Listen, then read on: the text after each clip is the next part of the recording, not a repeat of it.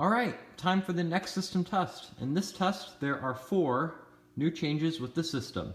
The first change is up here in the attic. I went ahead and replaced the dual smoke and heat sensor with just a heat only sensor by KIR-PD. And the reason for that is at night it's been getting too cold up here as it's not insulated, and that's been causing the smoke detector portion of it to go off, and that sets off all the fire alarms and everything, and I don't want that. So I went ahead and took the dual smoke and heat sensor down, and this is a heat detector only, so I shouldn't be having that problem anymore. The second change is the dual smoke and heat sensor that was in the attic is now moved here out into the bay, and that is because the bay is insulated and it does not get as cold as the attic, so why not put it here? And the detector, the smoke only detector that was here before, is now just sitting comfortably on my collection shelf. The third change is with the pull station. I went ahead and replaced the Firelight BG12L with the Gamewell Local Alarm Sentry. And the fourth change is with the alarm that is above the pull station.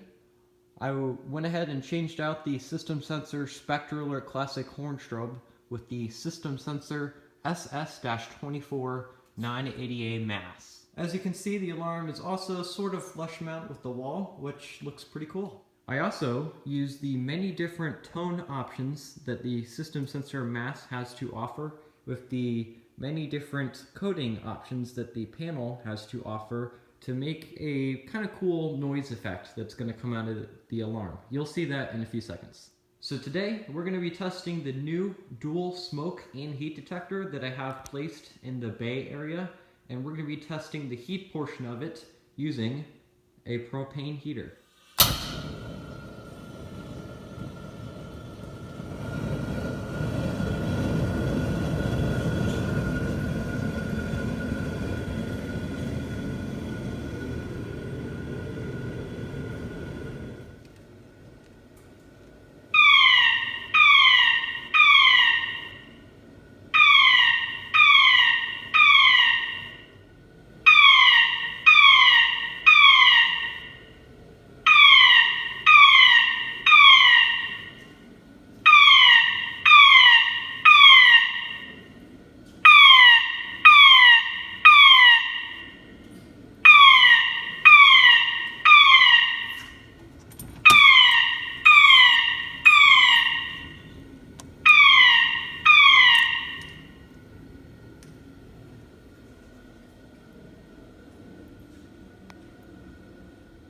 I gotta say, that tone on System Sensor Mass sounds really cool.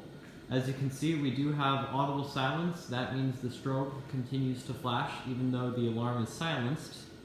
And over here, we do still have the System Sensor Spectre Alert remote strobe. There's nothing new over there, in case you were wondering. I figured they're both system sensor alarms, so might as well keep the theme system sensor. So what we're gonna go ahead and do while this is still flashing is we're going to go ahead and re-alarm the system by pulling the local alarm Gamewell Sentry. Local alarm basically means that if you pull this, it's not going to call the fire department. It's only going to sound the local alarm. And this is absolutely fitting for me, as this system is a local alarm system. It doesn't call the fire department. And that's honestly kind of nice because I test this system a lot. So here we go. 3, 2, 1.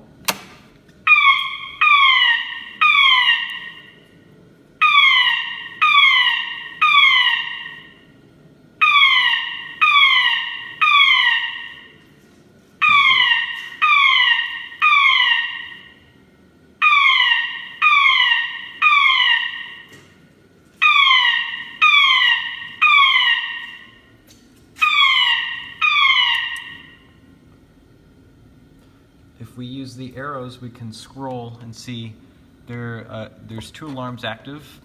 Number 1 is the south smoke and heat alarm, and then the other one is the one I just pulled, the east pull station module. And it says module, and that's because this is a conventional pull station on an addressable panel, so I need to use this special module right here to wire up a conventional pull station. Now we can go ahead and reset the game wall sentry. This is a pretty old and rare pull station, or at least it's starting to be, and I honestly don't commonly see these in buildings too much anymore. Whether it's the older version, which is this version, or it's the newer version, and I can show you that version in a couple seconds.